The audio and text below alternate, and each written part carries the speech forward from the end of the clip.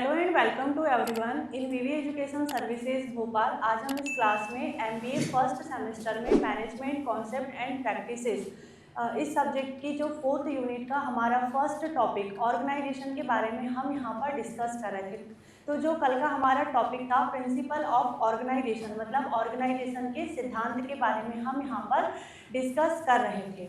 ठीक है, तो जो टॉपिक हमारा यहाँ पर अधूरा रह गया था, कल की क्लास भी बहुत फास्ट हो गई थी, टाइमिंग यहाँ पर पहले ही हमारी थोड़ी टाइमिंग निकल गई थी और टॉपिक भी बड़ा था, इस वजह से क्लास नहीं हो पाई। लेकिन आज हम यहाँ पर पूरे टॉपिक का रिवीजन भी करेंगे और जो टॉपिक हमारे मतलब जो पॉइंट यहाँ रह गए थे उस पॉइंट को भी डिस्कस करेंगे। ठीक है, तो स्टार्ट करते हैं आज की हम अपनी क्लास। सारे बच्चे आई होप क्लास ज्वाइन कर लिए होंगे। ठीक है, स्टार्ट करें हम लोग। सभी को वॉइस क्लियर आ रही है ना, और वीडियो भी सही से दिख रहा है?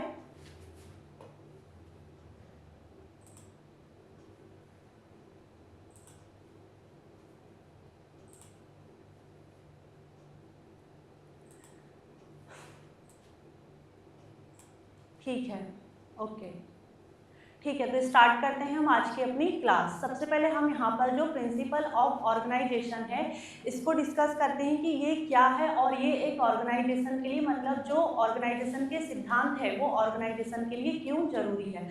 जो प्रिंसिपल ऑफ ऑर्गेनाइजेशन है वो किसी भी ऑर्गेनाइजेशन के वे बेसिक रूल्स और गाइडलाइंस होते हैं जिसके बेसिस पर एक ऑर्गेनाइजेशन जो ऑर्गेनाइजेशन का स्ट्रक्चर रहता है, मतलब जो ऑर्गेनाइजेशन का ढांचा रहता है उसे यहाँ पर वो डिज़ाइन करता है।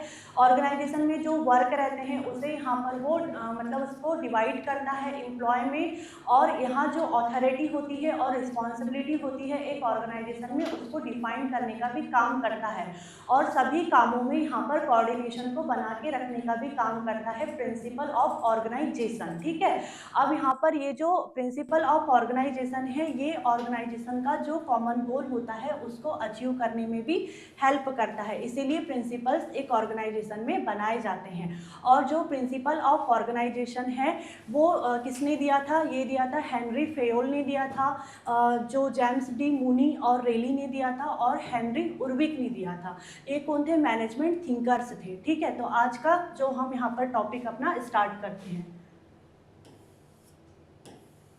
सबसे पहले तो हम यहाँ देख लेते हैं कि हमें यहाँ पर कौन कौन से प्रिंसिपल्स पढ़ना है। कल हमने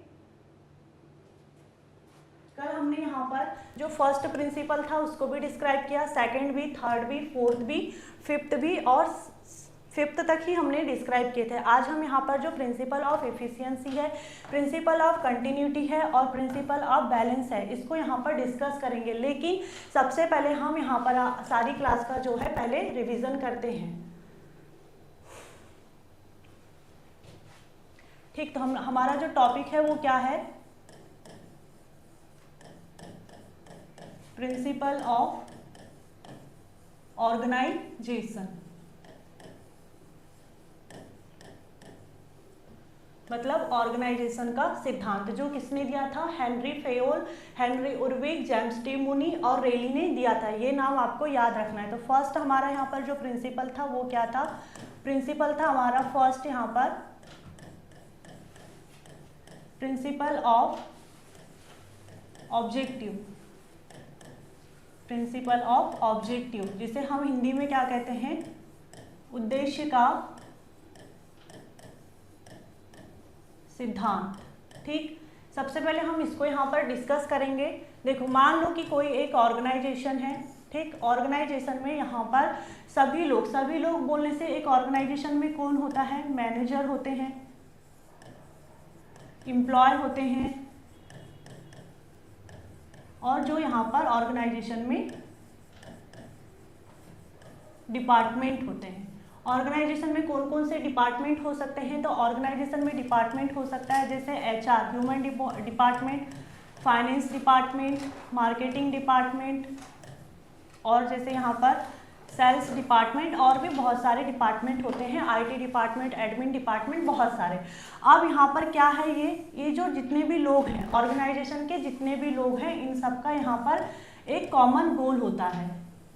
सबका क्या होता है? एक कॉमन एक कॉमन गोल होता है। ठीक, इस कॉमन गोल को अचीव करने के लिए ही सब ऑर्गेनाइजेशन में वर्क करते हैं। यहाँ पर यही बता रहा है, मतलब जो उद्देश्य का सिद्धांत है, उद्देश्य बोलने से जो गोल है, जो उद्देश्य है सबका, इसको अचीव करने के लिए ही यहाँ पर सभी लोग मिल करके एक साथ काम कर रहे हैं। ठीक है, अब मान लो कि जो मैनेजर है, एम्प्लॉय है, जो डिपार्टमेंट है, यहाँ पर सभी लोग यहाँ पर अपने अपने अलग अलग उद्देश्य के लिए सब अलग अलग अपने अपने गोल को अचीव करने के लिए, मान लो कि किसी का गोल कुछ है, किसी का गोल कुछ है, सब अलग अलग यहाँ पर जाने लग गए, सबका डायरेक्शन चेंज हो गया। तो यहाँ पर क्या होगा, जो ऑर्गेनाइजेशन का कॉमन गोल है यहाँ पर, क्या ये कभी अचीव हो पाएगा? नहीं हो पाएगा, कभी भी अचीव नहीं हो पाएगा। फॉर एग्जाम्पल हम यहाँ पर एक लेते हैं, मान लो जैसे कल हमने एक कॉलेज का एग्जाम्पल लिए थे। ठीक है, कॉलेज का एग्जाम्पल लिए थे। इस कॉलेज में क्या होता है, प्रिंसिपल होते हैं। सबसे पहले तो कॉलेज का ऑब्जेक्टिव क्या है, इसका कॉमन गोल क्या है। जैसे ऑर्गेनाइजेशन का भी जो कॉमन गोल है, यहाँ कॉलेज का भी कॉमन गोल होगा। तो इसका कॉमन गोल क्या है, स्टूडेंट को एक अच्छा एजुकेशन देना और उसका ओवरऑल डेवलपमेंट करना, ये कॉलेज का यहाँ पर ऑब्जेक्टिव है। अब इस ऑब्जेक्टिव को कॉलेज कैसे अचीव करता है उसको देखते हैं। जैसे मान लो कि कॉलेज में प्रिंसिपल है, ये वाला प्रिंसिपल नहीं, ये प्रिंसिपल जो प्रधानाचार्य बोलते हैं प्रिंसिपल, वो वाला प्रिंसिपल है। ठीक है, और वो सिद्धांत वाला प्रिंसिपल है। प्रिंसिपल है या फिर जो टीचर है, टीचर है, यहाँ पर जो बुक डिपार्टमेंट होता है, मतलब जो लाइब्रेरी होती है, एग्जामिनेशन डिपार्टमेंट बोल सकते हैं, या फिर जो रिजल्ट डिपार्टमेंट है ना। तो यहाँ पर इन सब के काम क्या है, डिफरेंट डिफरेंट वर्क है, सबके काम अलग अलग हैं, लेकिन यहाँ पर ये सब लोग मिलकर के क्या कर रहे हैं, जो कॉलेज का कॉमन गोल था, जो कॉलेज का कॉमन गोल था उसको अचीव करने में यहाँ पर अपनी हेल्प कर रहे हैं, मतलब कॉलेज की हेल्प कर रहे हैं। ठीक है, अगर ये सब यहाँ पर अपने अपने अलग अलग गोल के पीछे भागने लग जाए तो कॉलेज अपने जो इसका गोल है बच्चों को अच्छा एजुकेशन देना और बच्चों का डेवलपमेंट करना, तो क्या ये हो पाएगा? नहीं हो पाएगा। इसीलिए एक ऑर्गेनाइजेशन में भी यहाँ पर एक प्रिंसिपल बनाया गया है ऑब्जेक्टिव का, कि किसी भी एम्प्लॉय को, मैनेजर को, कोई भी डिपार्टमेंट में कोई भी यहाँ पर अपने अपने गोल के पीछे नहीं भागेंगे, सभी लोग ऑर्गेनाइजेशन का जो गोल है उसके लिए ही वर्क करेंगे, तभी यहाँ पर जो ऑर्गेनाइजेशन का कॉमन गोल है उसको अचीव किया जा सकेगा। तो यहाँ पर जो ऑर्गेनाइजेशन का फर्स्ट प्रिंसिपल है वो यही बताता है कि सबका एक गोल होना चाहिए, तभी जो कंपनी है वो अपने गोल को अचीव कर पाएगी। ठीक, यही हमारा कल फर्स्ट पॉइंट था। सेकंड प्रिंसिपल था हमारा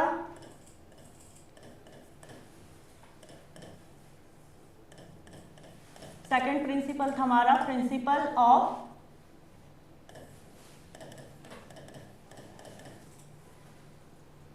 सारे बच्चों को समझ में आ रहा है और क्लास सही से दिख रही है या नहीं, एक बार मुझे मैसेज करके बता दो, ताकि पता चल रहा है मैं अकेले में बोलते जा रही हूँ और आपको ना ही वॉइस आ रही है और ना ही अच्छे से दिख रहा है। ठीक, अब यहाँ पर सेकंड प्रिंसिपल था हमारा principle of division of job, मतलब ठीक नौकरी के विभाजन का सिद्धांत, नौकरी के विभाजन का सिद्धांत। अब यहाँ नौकरी के विभाजन का सिद्धांत एक ऑर्गेनाइजेशन में क्यों बनाया गया होगा? मान लो कि कोई एक ऑर्गेनाइजेशन है, ठीक, इस ऑर्गेनाइजेशन में कोई बहुत ही बड़ा टास्क है, लार्ज टास्क है एक। अब इसको यहाँ पर स्मॉल टास्क में डिवाइड कर दिया गया, स्मॉल टास्क में डिवाइड कर दिया गया, जिससे क्या हुआ, यहाँ पर जो ऑर्गेनाइजेशन में जितने भी यहाँ पर एम्प्लॉय हैं, जितने भी एम्प्लॉय हैं प्लस डिपार्टमेंट है,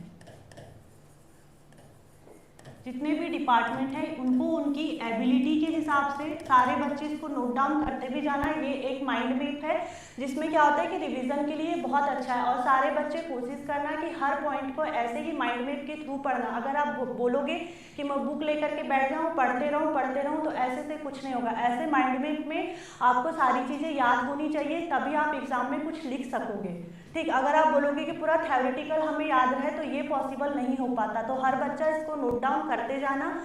जैसे मान लो कि किसी ऑर्गेनाइजेशन में एम्प्लॉय है और जो डिपार्टमेंट है, अब यहाँ पर उनकी एबिलिटी या जो भी उनकी स्किल होती है, जो भी उनका नॉलेज होता है, या फिर जो उनका क्वालिफिकेशन होता है, जो उनका स्पेशलाइजेशन होता है, ठीक, उसी के अकॉर्डिंग यहाँ पर हर एम्प्लॉय को और हर डिपार्टमेंट को काम दे दिया जाता है। मतलब एक बहुत बड़ा काम है, उसको छोटे छोटे पार्ट में डिवाइड किया गया है। मतलब यहाँ क्या किया जा रहा है, नौकरी का विभाजन, डिवीजन ऑफ जॉब, नौकरी को छोटे छोटे पार्ट में बांट दिया जा रहा है। किस बेस पर बांटा जा रहा है, यहाँ पर एम्प्लॉय की जो एबिलिटी है, स्किल है, नॉलेज है, उस बेस पर यहाँ पर एम्प्लॉय को वर्क दिया जाता है, डिपार्टमेंट को वर्क दिया जाता है। एक एग्जाम्पल देखते हैं अब हम यहाँ पर, एक कॉलेज का ही एग्जाम्पल लेते हैं, ठीक है, कॉलेज का ही एग्जाम्पल लेते हैं। मान लो कॉलेज में एक एडमिशन डिपार्टमेंट है, एक एडमिशन डिपार्टमेंट है, एक अकाउंट डिपार्टमेंट है, एक एग्जामिनेशन डिपार्टमेंट है। अब यहाँ पर देखो, जो एडमिशन डिपार्टमेंट है उसमें ऐसे एम्प्लॉय को रखा गया जिसके अंदर एडमिशन को लेकर के अच्छी स्किल है, अच्छा नॉलेज है। अकाउंट में यहाँ पर अकाउंट डिपार्टमेंट में ऐसे एम्प्लॉय को रखा गया जहाँ पर जिस एम्प्लॉय के अंदर अकाउंट को लेकर के नॉलेज है। एग्जामिनेशन में और रिजल्ट बनाने में ऐसे डिपार्टमेंट को और ऐसे एम्प्लॉय को रखा गया जिसमें इसकी अच्छी कमांड है, ठीक है। तो यहाँ पर क्या हुआ, नौकरी का विभाजन कर दिया गया, लेकिन सबका यहाँ पर उद्देश्य क्या है, उद्देश्य यही है कि कॉलेज में बच्चों को अच्छा एजुकेशन दें और उनको यहाँ पर कहना चाहिए कि उनका ओवरऑल डेवलपमेंट कराना, ठीक। तो यही था नौकरी का विभाजन, बड़े काम को छोटे छोटे टुकड़ों में बांटना। और इस तरीके से जब काम होता है छोटे छोटे टुकड़ों में, जब यहाँ पर काम हो रहा है तो यहाँ पर कोई मिस्टेक भी नहीं होती है, कोई प्रॉब्लम भी क्रिएट नहीं होती है और काम बहुत अच्छे से होता है। इसलिए एक ऑर्गेनाइजेशन में भी नौकरी का विभाजन किया गया है, डिवीजन ऑफ जॉब, ठीक है। थर्ड प्रिंसिपल हमारा क्या था, प्रिंसिपल ऑफ यहाँ पर था हमारा यूनिटी ऑफ कमांड। अब यहाँ पर ये जो प्रिंसिपल था, ये प्रिंसिपल किसने दिया था, मैंने कल ही क्लास ली थी इसकी, इसमें ये जो मतलब प्रिंसिपल था ये दिया था हेनरी फेयोल ने दिया था, हेनरी फेयोल ने दिया था। ये कौन था, मैनेजमेंट थिंकर है। अब देखो यूनिटी ऑफ कमांड, जिसको हम हिंदी में बोलते हैं आदेश की एकता का सिद्धांत, आदेश की एकता का सिद्धांत, ठीक है। एक ऑर्गेनाइजेशन है, मैडम बोलोगे आप, मतलब कि मैं हर चीज में आप ऑर्गेनाइजेशन को ही ले रहे हो, तो टॉपिक ही तो हमारा ऑर्गेनाइजेशन है ना। अब एक ऑर्गेनाइजेशन है, ऑर्गेनाइजेशन में यहाँ पर मान लेते हैं कि कोई बॉस है या फिर कोई मैनेजर है, कोई भी, ठीक है। अब वो मैनेजर है, बॉस है, डायरेक्टर है, कोई भी है। अब वो यहाँ पर क्या काम करते हैं, ये एक एम्प्लॉय है, ये एक एम्प्लॉय है, इस एम्प्लॉय को बॉस भी यहाँ पर ऑर्डर दे रहा है, मैनेजर भी आकर के ऑर्डर देता है, और भी जो डिपार्टमेंट वाले हैं वो भी आकर के ऑर्डर देते हैं। तो अब यहाँ पर एक बेचारे एम्प्लॉय की क्या हालत होगी, ये तो कंफ्यूजन में चला जाएगा, है ना। यहाँ पर एम्प्लॉय को कंफ्यूजन होगा, मिस्टेक हो सकती है, प्रॉब्लम क्रिएट हो सकती है ना। फिर यहाँ पर कॉन्फ्लिक्ट भी हो सकता है, और यहाँ पर जैसे डिस्प्यूट्स भी क्रिएट हो सकते हैं, है ना। ये सारी प्रॉब्लम यहाँ पर क्रिएट हो सकती है। इसीलिए इस जो यूनिटी ऑफ कमांड, ये प्रिंसिपल इसीलिए ही बनाया गया है कि एम्प्लॉय को सिर्फ एक पर्सन यहाँ पर ऑर्डर दे और एम्प्लॉय भी सिर्फ एक ही पर्सन को रिपोर्ट दे। एक एग्जाम्पल के थ्रू समझते हैं। मान लो कि एक कोई प्रिंसिपल है, उसके नीचे काम करता है एचओडी, उसके नीचे काम करते हैं टीचर, ठीक है। अब यहाँ पर ये जो प्रिंसिपल है वो टीचर, वो भी यहाँ पर टीचर को ऑर्डर दे, एचओडी भी ऑर्डर दे, तो ये टीचर तो कंफ्यूजन में आएगा ना कि मैं एचओडी को रिपोर्ट करूँ या प्रिंसिपल को रिपोर्ट करूँ।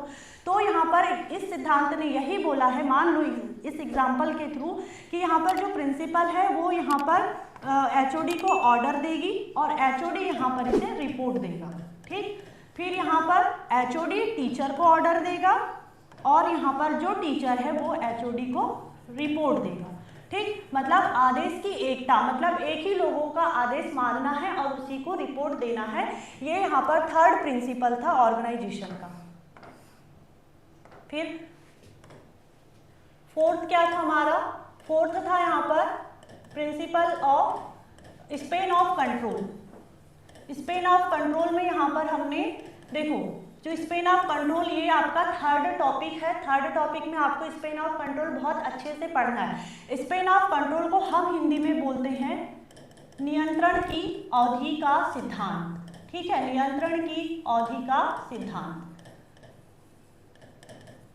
ठीक, अब हम यहाँ पर इसको समझते हैं। मान लो कि कोई एक ऑर्गेनाइजेशन है, उस ऑर्गेनाइजेशन में जो मैनेजर है, जो डायरेक्टर है,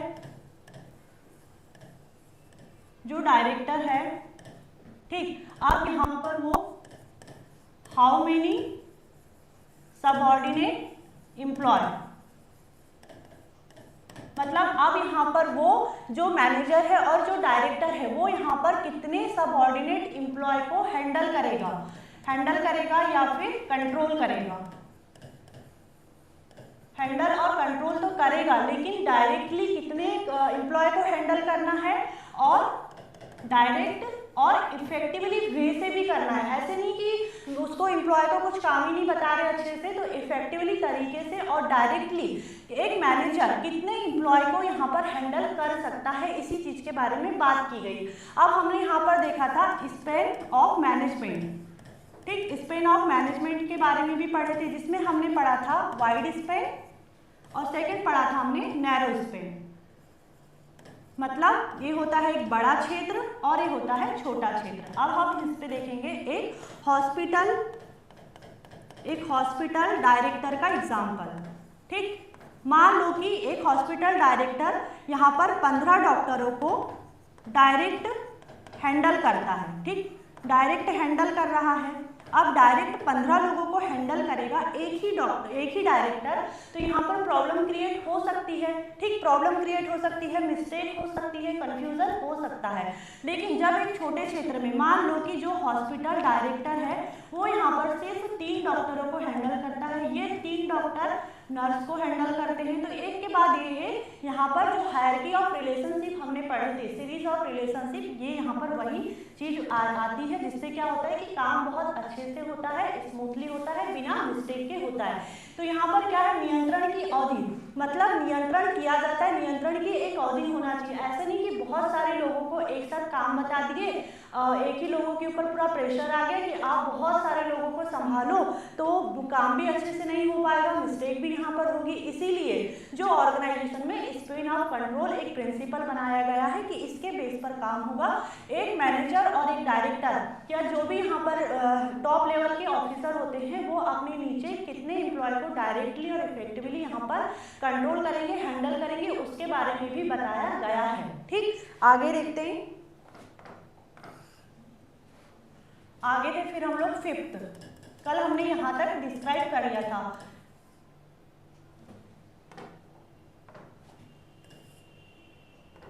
लास्ट हमने देखा था फ्लेक्सिबिलिटी। फ्लेक्सिबिलिटी मतलब लचीलेपन का सिद्धांत, लचीलेपन का सिद्धांत। सारे बच्चों को समझ में आ रहा है या नहीं आ रहा है, इस तरीके से जो आज पढ़ा रहे हैं, मतलब अभी तक ऐसे नहीं पढ़े थे आपने, इसलिए एक बार बता दो कि ये जो हम पढ़ रहे हैं वो समझ में आ रहा है या नहीं आ रहा है, क्योंकि ये माइंड मैप के थ्रू आपको पढ़ते आना चाहिए, ताकि आप थ्योरेटिकल हर चीज को याद नहीं रख सकते। तो मैसेज करके आप मुझे बता दो कि समझ में चीजें आ रही है या नहीं आ रही है, ठीक। लचीलेपन का सिद्धांत, लचीलेपन का सिद्धांत अब क्या बोल रहा है, मान लो कोई एक ऑर्गेनाइजेशन है, ऑर्गेनाइजेशन में यहाँ पर कहना चाहिए कि जो भी रूल्स रेगुलेशन है, ठीक,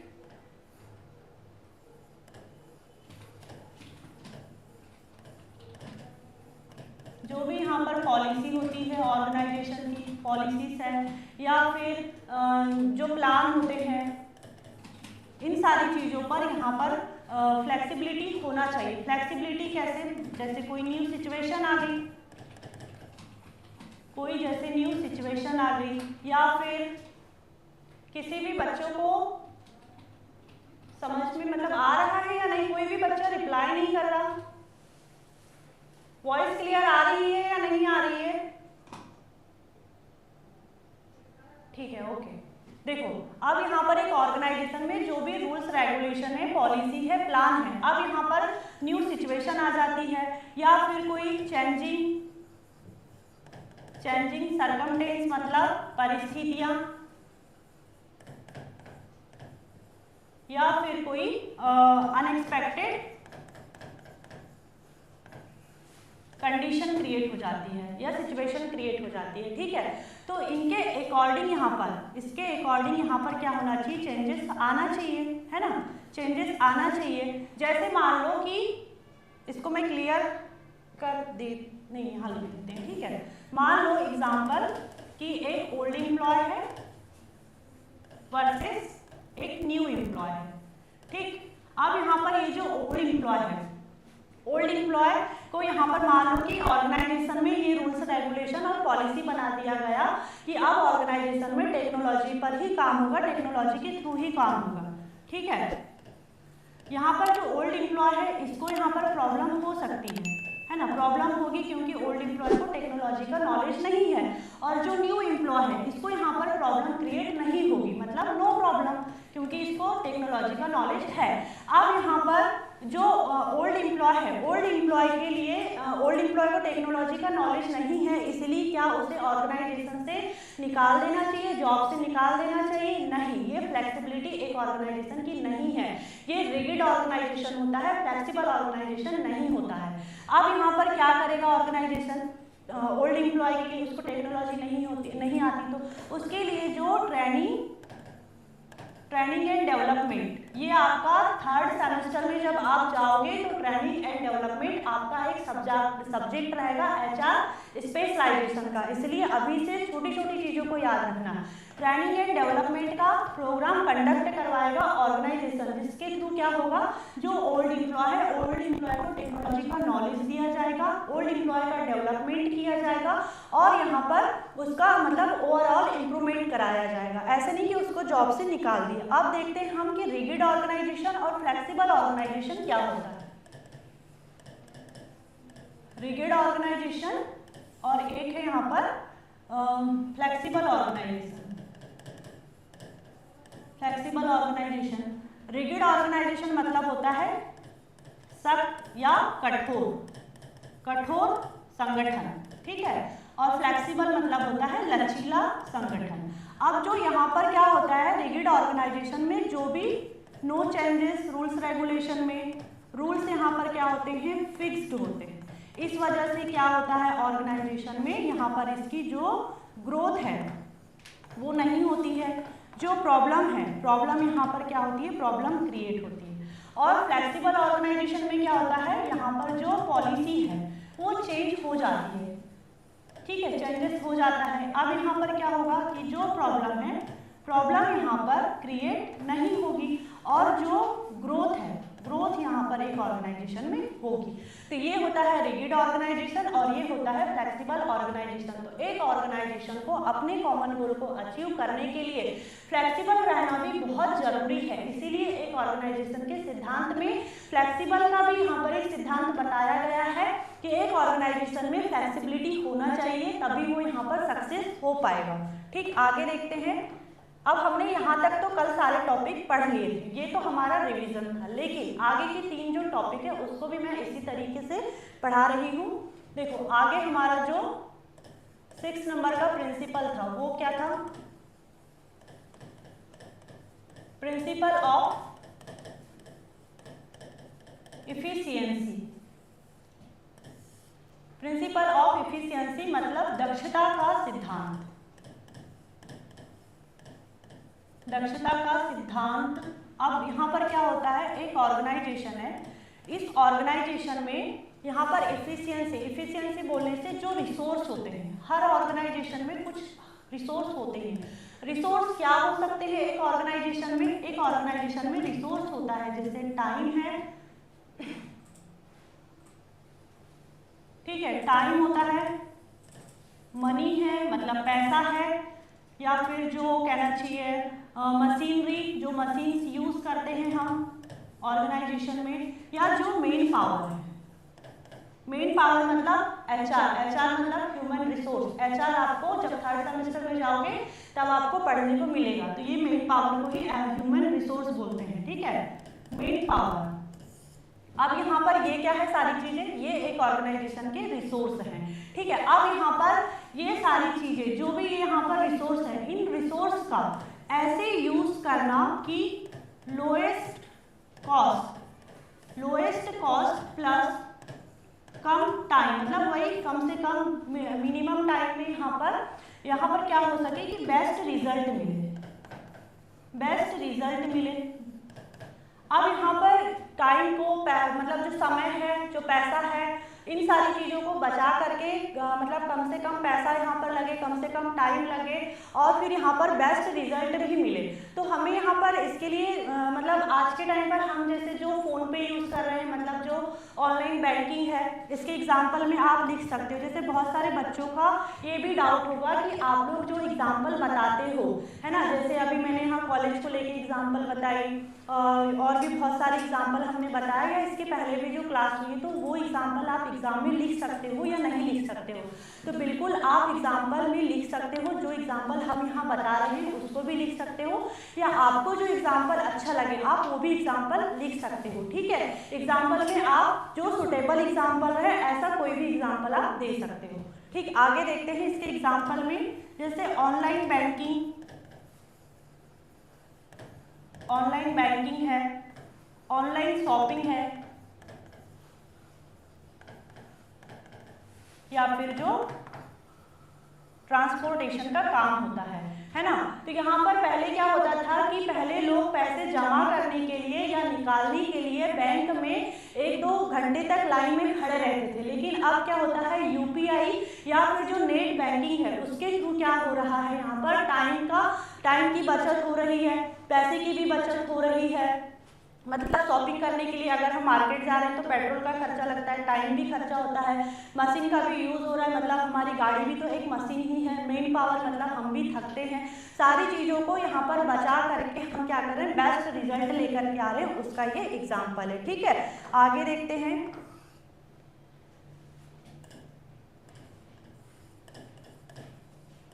अब है हमारा 7th प्रिंसिपल ऑफ कंटिन्यूटी, मतलब निरंतरता का सिद्धांत।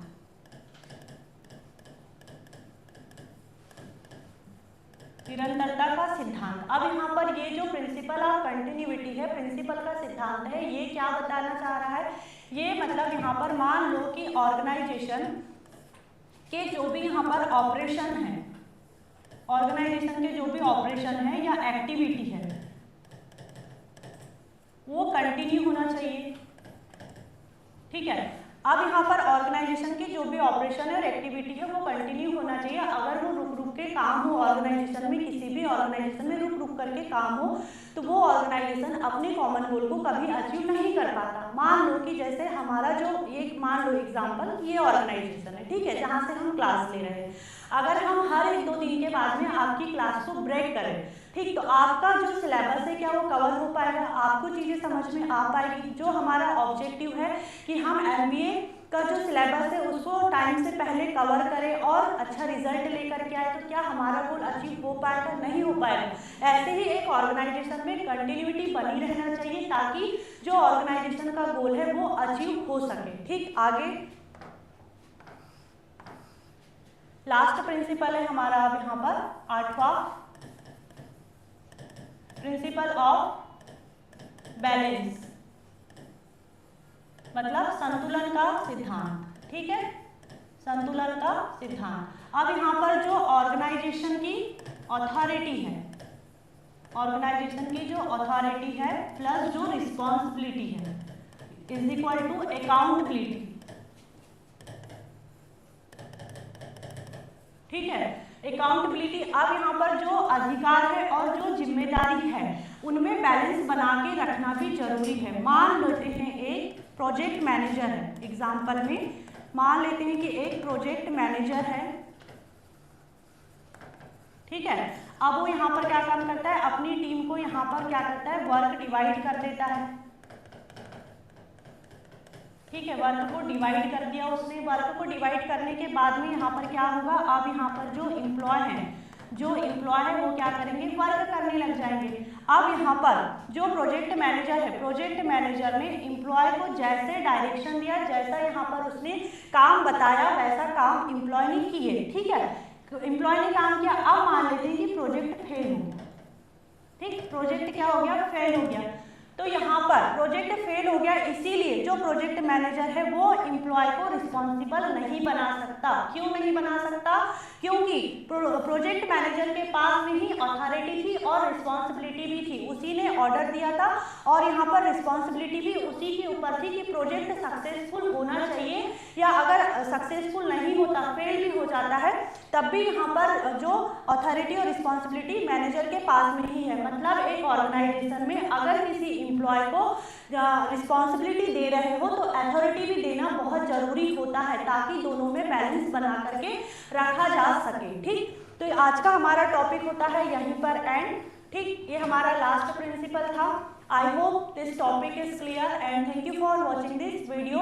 और कल की जो हमारी क्लास रहेगी वो रहेगी प्रोसेस ऑफ ऑर्गेनाइजेशन। तो ऑर्गेनाइजेशन का टॉपिक हमारा यहीं पर एंड हो जाएगा। ठीक है, और इसके बाद हम देखेंगे कि अगर कोई क्वेश्चन ऑर्गेनाइजेशन से बनता है तो आप उसको एग्जाम में कैसे डील करोगे। तो आज की क्लास समझ में आई या नहीं आई, तो आप सारे बच्चे मुझसे एक बार मैसेज में बता दो।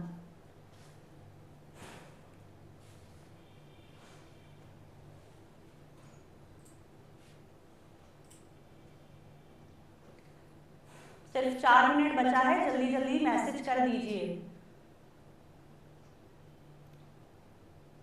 सारे प्रिंसिपल्स आपको भी इसी तरीके से याद रहना चाहिए। सारी चीजें आप ऐसे माइंड मैप के थ्रू याद रखो, थ्योरेटिकल चीजें याद नहीं रहेगी। जैसे आज हमने एक शॉर्ट मतलब वर्ड लिखते गए और सारी चीजों को क्लियर करते गए, वैसे ही आपको भी सारी चीजें यहाँ पर याद रहनी चाहिए। जो नेचर ऑफ ऑर्गेनाइजेशन भी हमने पढ़े थे उसके भी सारे पॉइंट टू पॉइंट आपको याद रहना चाहिए। नेचर ऑफ ऑर्गेनाइजेशन में हमने क्या क्या पढ़ा था?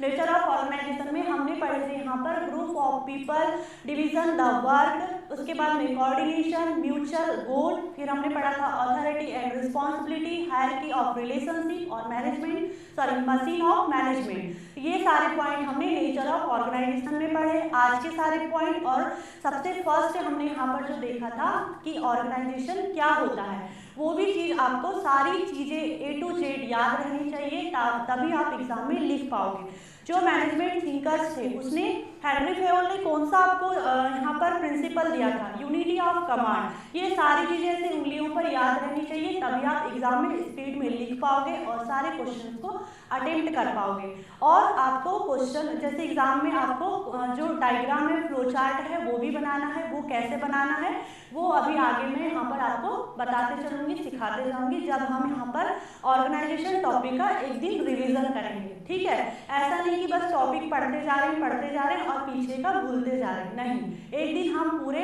ऑर्गेनाइजेशन का रिवीजन करेंगे, कैसे उसमें आप फ्लो चार्ट बना सकते हो, आपको माइंड मैप के थ्रू कैसे पढ़ना है। आज इसीलिए मैंने आपको इस तरीके से पढ़ाई कि माइंड मैप के थ्रू कैसे पढ़ा जा सकता है और सारी चीज़ों को कैसे याद रखा जा सकता है। ठीक, thank you so much everyone.